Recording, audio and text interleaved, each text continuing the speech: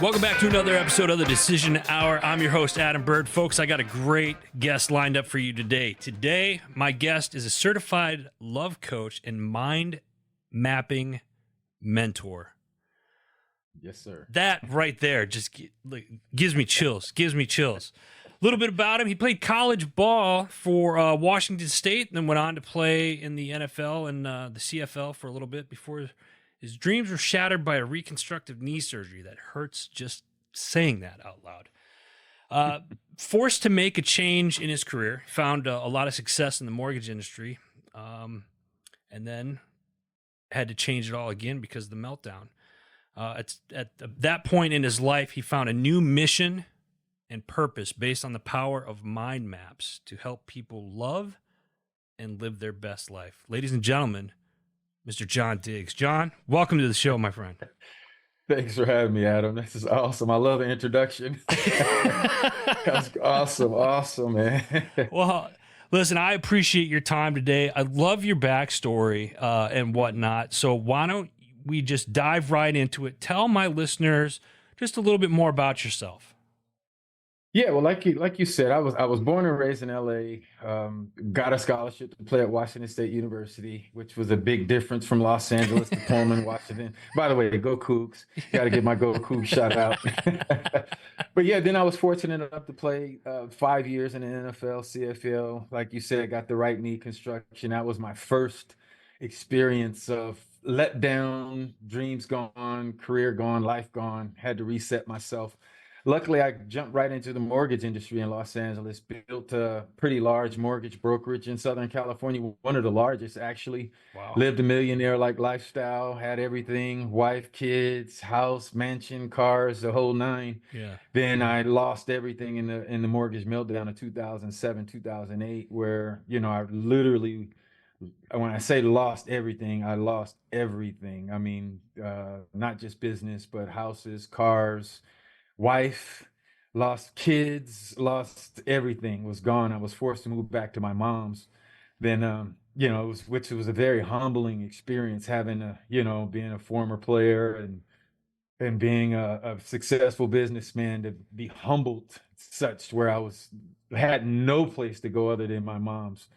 And this, by the way, kind of leads to the TEDx talk that I did. I did a TEDx talk last year about kind of this story that I'm about to go into. But I moved into my mom's, and all I took with me was some gym clothes, my road bike, and a big ass box that was just full of motivational books, CDs, DVDs, everything I'm accumulated over the years to basically create my life. Yeah. Tony Robbins, Wayne Dyer, Brian Tracy, Think and Grow Rich, all of the powerful stuff that most people in peak performance and optimal living kind of, gravitate to. I had a big box, literally a big box full of that stuff, because I knew I had to go back into that box to reset my life.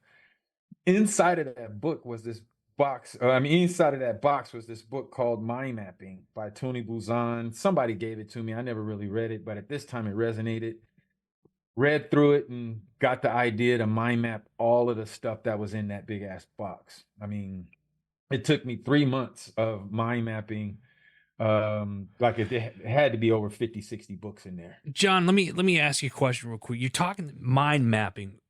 For the listeners that are unsure, what is mind mapping? When you say mind mapping, what do you mean by that? A mind map is basically a visual diagram. I call it a visual information management tool. Okay. It's basically anything you have to think about, decision you got to make, a problem you got to solve, goals you're trying to achieve, issues in your past, whatever it is that's swirling in your mind. A mind map is a way to take it all and put it in a visual form so you can get a greater perspective and actually see what you're thinking about, or actually get different perspectives of whatever you're trying to decide, whatever you're trying to do. So essentially what I did in that process, in the center of I had big poster boards actually. So when I was at my mom's, when I first got introduced to it in 2009, 2010, I got a poster board. In the center of the board, I drew a circle and I put the title of the book in that circle. Then I drew circles around that central circle of all of the various chapters of the book. then each circle that I was focusing on that chapter, instead of underlining and highlighting the book, it stimulated what I now know as active learning, to where I was actually looking for keywords and phrases of what I was reading to add to the mind map, which was totally transformational for me, because it now caused me to really understand the information at a much deeper level than I did when I first read these books. Because I was just underlining, how most people just Yeah. mindlessly, oh, that's something good. I highlighted it, underlined it and stuff. But when I was doing it this way, I was actually figuring out, all right, based on what Tony Robbins just said in his chapter, what are some keywords and phrases that I can add to remember later? So it was stimulating a whole different process of understanding what I was reading. So as I started reading all these books and these mind maps started growing, I started to see, and I was able to step back and look at that poster board and really understand what Think and Grow Rich and How to Win Friends and Influence People and Man's Search for Meaning and all of these books. I understood it a lot more than when I first read it. So the process, amazing process. As I started, my mom was freaking out. And again, this is a part of that TEDx talk stuff. My mom was freaking out because I literally had like 30, 40 poster boards all over her living room of all of the books and stuff that I was reading. And she was freaking out, like, look at my house.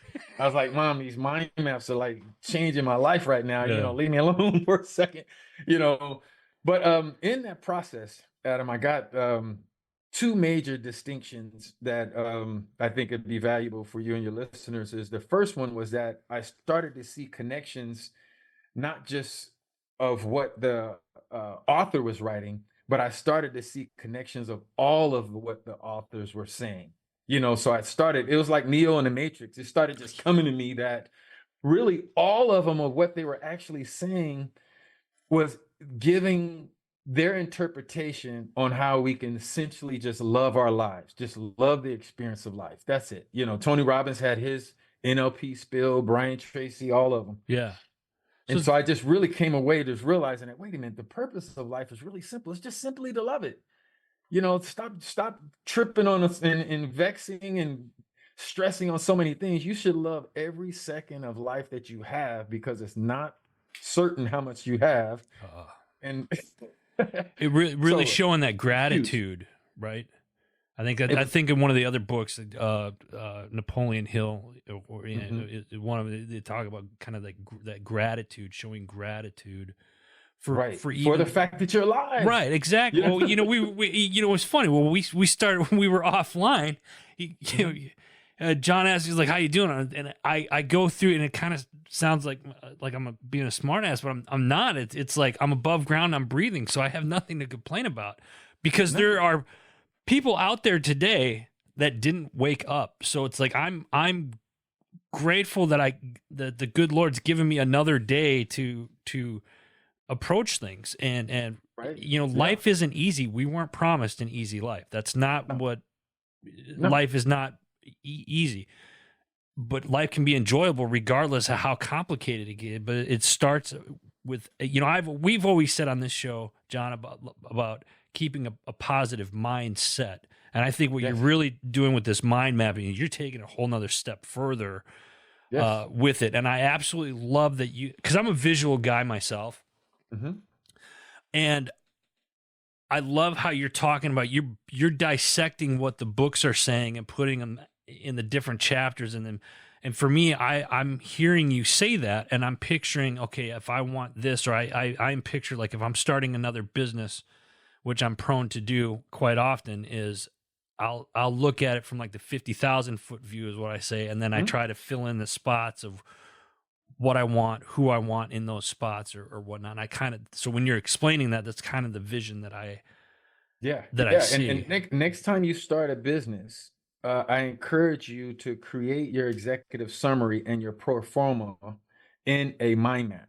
Okay. I used to help a lot of guys do this, because starting business, you should start with an executive summary and the details of what the business is about, purpose, mission, vision, and all that stuff. But however, like you or like me and like most, when you create that executive summary, it can turn out to be 100, 200, 300 pages of stuff that you should be referencing while your business is evolving, but most of us don't reference any of that because we don't want to go back through the book. Right. However, when you create it on a mind map form, now it's easy for you to visually see if you are in alignment with what you originally set up, because now you can see the various components, your marketing, your profit, and expenses, and all that stuff in a visual component. And I can show you how to do all that stuff. But what I was saying, the second point of that was, I got clear that the purpose of life was to love it, despite me having nothing and being downtrodden and just really at my rock bottom of my life ever. I got a newfound energy that the purpose was to love life. But then the second thing that I got is that I have, as human, the ability, the God-given ability to decide how I want to love my life. What love life to me means is totally different to you and everybody else. So I Right. realized that I had to get clear. Now that I know that that's the purpose of life, what do I do, or what do I need to learn to love life? Then that's when I got clear that, wait a minute, as human beings, we're the only creatures God ever created with the power of decision, and consciousness, where we can actually choose. We can choose to kill ourselves if we want to. Right. You know what I mean? The way, that's how powerful it is. Right. So I started getting clear. All right, now what is the point? Let me decide what life means to me then, or what's most important to me, which is where I started developing back then, 2010, 2011, what I call now is my I am mind map, to where at the center of this mind map now, I put the word I am. Then around that, I started, over months and years, I come to realize that the four key things that's most important to me was health, wealth, success, and happiness. So those were the subtopics around that main topic I am that I created: health, wealth, success, and happiness. But then with mind mapping, another benefit about mind mapping, that it allows you to essentially brainstorm and really contemplate each topic that you put on there. So when I put health on there, I started to think about, well, what does health actually mean to me? Right. All right, health is important, but what aspects or components are most important about health? Right. Again, over a long period of time, I landed on, mental health, spiritual health, and physical health. That's what that means to me. Right. Then I did the same thing with wealth. What is wealth? Is it really just money? Then I realized, well, no, it's not. Wealth really means an abundance of something, not necessarily just money. It's just an abundance. So if I want a whole bunch of stuff in my life, what would I want? Right. Then that's when I came in with positive emotions, skills, what I call specialized knowledge. And the last one was freedom. I wanted a wealth of freedom, I wanted a wealth of skills, and a wealth of positive emotions. Then when I moved over to success, I was like, all right, what do I want to be successful in? And then I landed on successful relationships, successful results, and successful rewards. Then that last one was happiness. What does happiness truly mean to me? Right. And this is what we were kind of talking about before is, and again, I'm kind of giving you the high level of stuff that took me months, years, and countless hours of grappling with to figure out what is most important For to me. you. Right. But it was easy because I was able to see it all, Right. a kind of deal on this mind map. They really give it some valid mental grappling is what I call it. I was just really thinking about it. I love it. But in happiness, I realized that in order for me to truly be happy, I need to be blessed for my past. So anything that's happened to me in the past, I need to look back at it and feel blessed that it happened, the good and the bad, because I still survived it and I got better because of that tough time. Then I also, at the same time, Adam, need to be grateful for my future. All of the goods and bads that are coming in my future, because I'm still alive. But I need to experience blessed and grateful in the present moment right now. And if I can truly do that, and if we can truly do that, feel blessed when we think of our past, feel grateful when we think of our future, in the moment right now, we're loving life.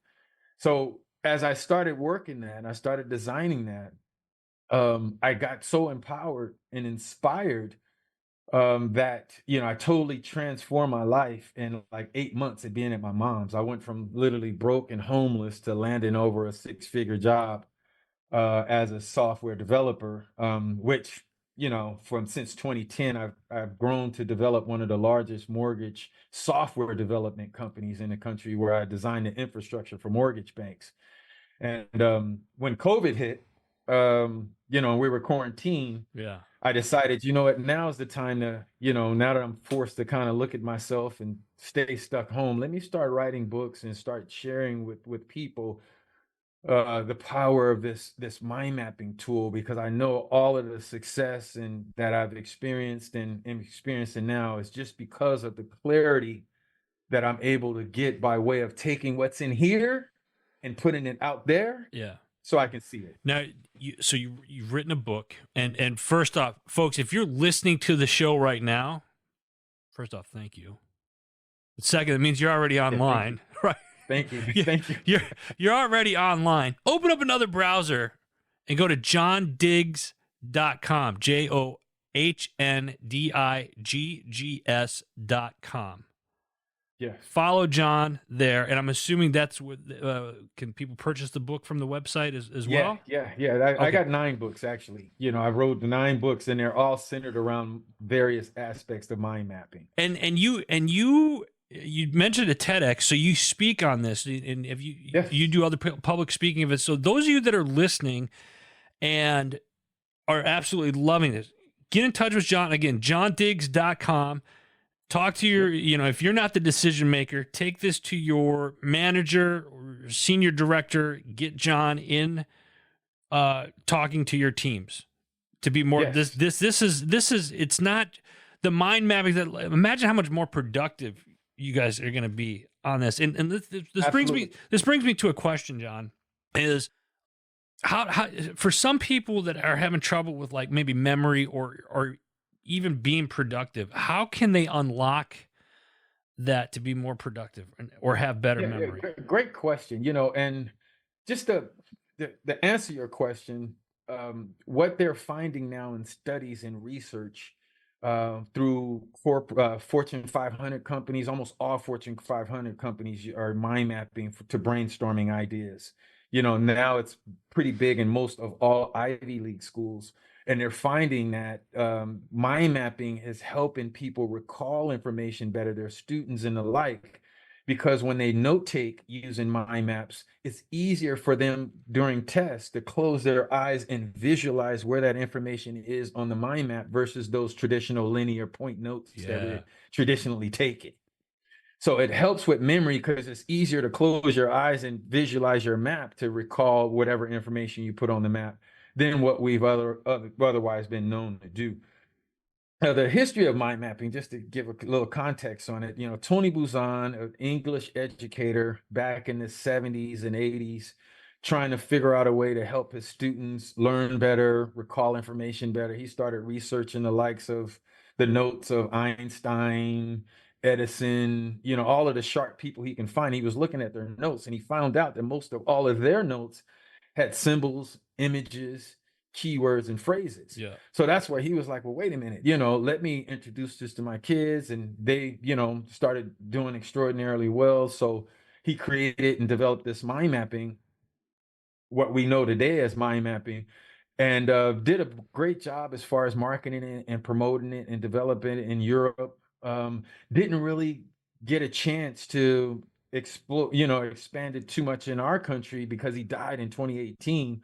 And so there's been like this kind of void of, evolution of mind mapping in our country. Right. Those in our country that know about mind mapping pretty much use it for note taking, project management, or brainstorming.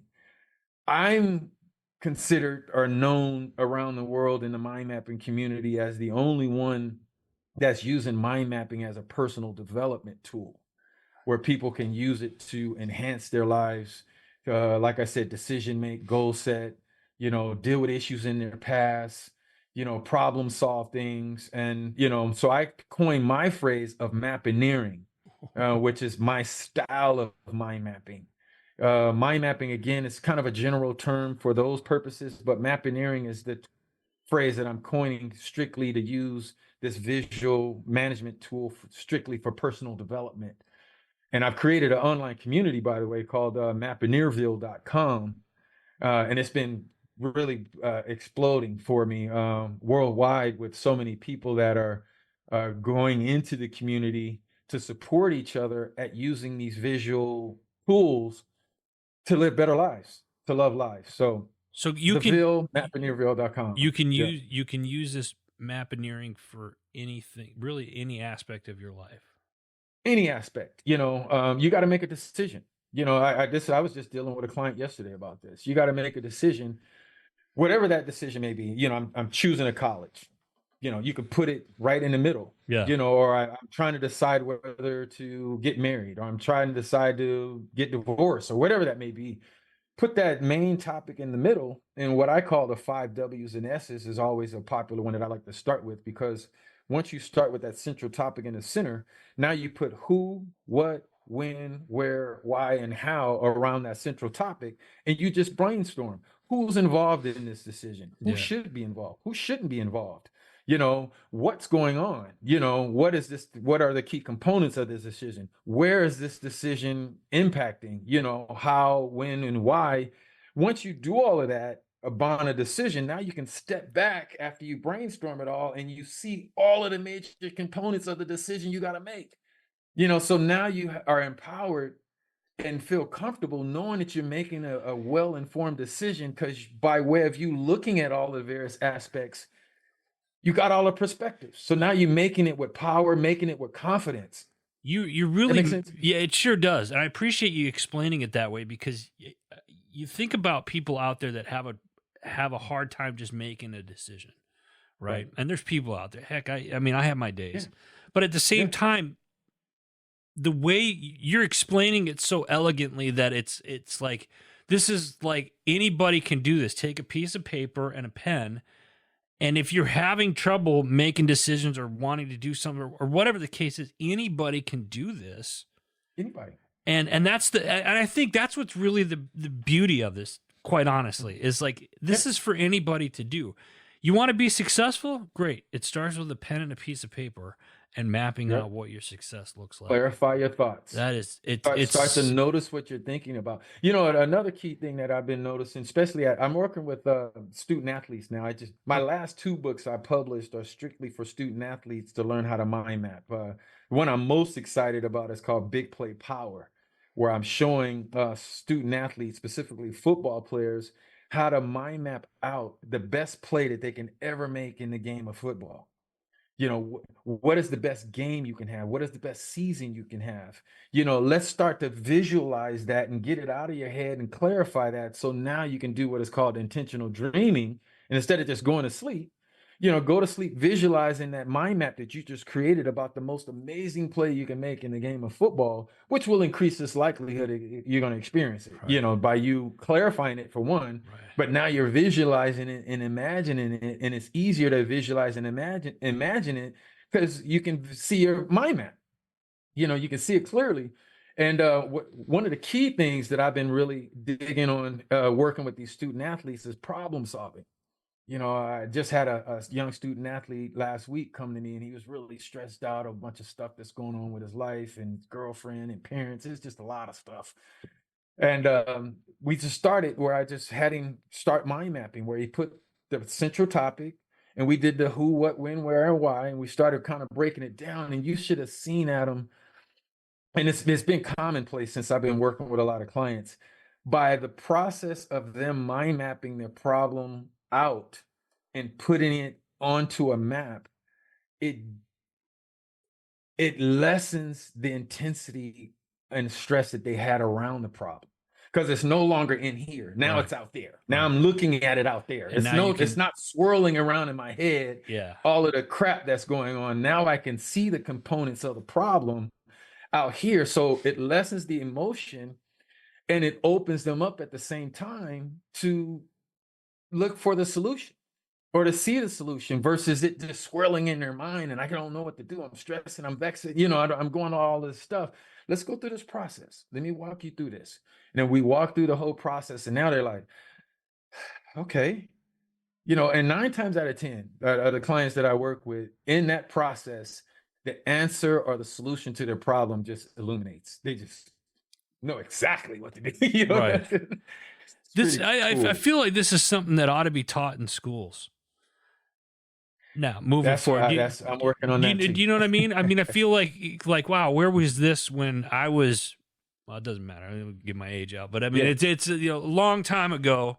I wish I would have had somebody come up to me and say, okay, here's this here. And I think it wasn't really until like The Secret came out or the Napoleon Hill books came out when I first started realizing like, okay, the power of the law of attraction, but then like put it down on paper. And then what John is saying here, the mind mapping stuff, that's my first time hearing that word in the mappineering. Did I say that right? Yep. Mappineering. Mappineering. I Yep. mean, it's such a genius idea of just and it blows my mind because it's like, man, this is such an easy process that anybody could do.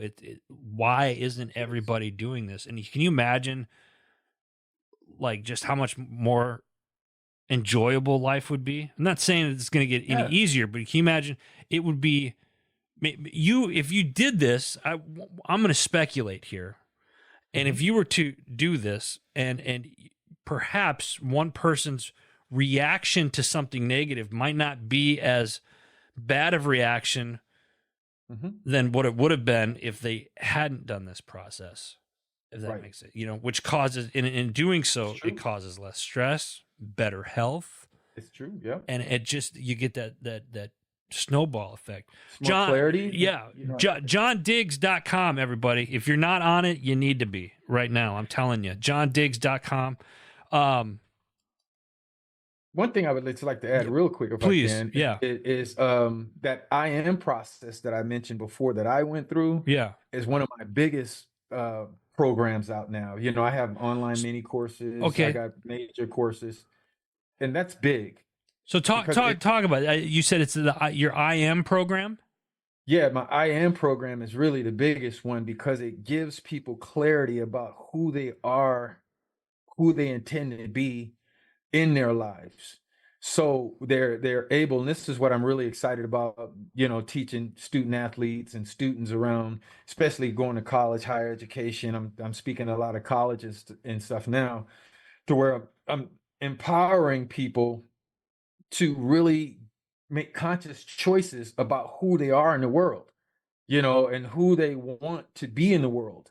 And it's doing some amazing things because it's giving them clarity, it's helping them make decisions about what they want to do in their life. Because, as you know, Adam, a lot of people, get distracted by shiny objects.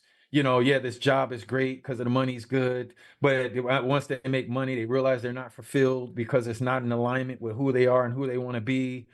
Or if somebody gets divorced or somebody passes away, and their characters being questioned, especially kids in school with all of the peer pressure and stuff that's coming with them. So I'm really excited to help people get their I am mind map clear, just like I did when I first learned mind mapping, because it gives them boundaries, it gives them structure on who they are. So when people come to them and try to influence them, or peer pressure, or you're in a crazy situation of maybe having to move from Arizona to Pennsylvania or something, whatever that may be, you can do that with so much more clarity and confidence if you really are secure and certain on who you are, because you went through this I am process, and now you can see who you are and all of the key components of your life. So let me ask you a question. Let me try to throw a monkey wrench in here at you here Okay. just real quick. What if somebody doesn't know who they are? Yeah, that's the whole point of the process. You know what I mean? It's just going through. You should know who you are. It's almost like if somebody doesn't know who they are and live in life, it's almost like playing football and you don't even know the rules. Right. How can you win? Right. How can you win? Right. You want to play the game of life, but you haven't decided what position you want to play. You haven't decided, what scoring means. So you You haven't decided how to win. one is it safe to say then that one could argue the fact that you don't necessarily have to you might have an idea of who you are, what you want to do, but you're not sure, you feel like you don't know who you are. So this process here gives it so much more clarity once you start writing it out. Right. And not just clarity, but most people know who they are from a surface level. Okay. What's on their business card, Yeah. or their title that they hold.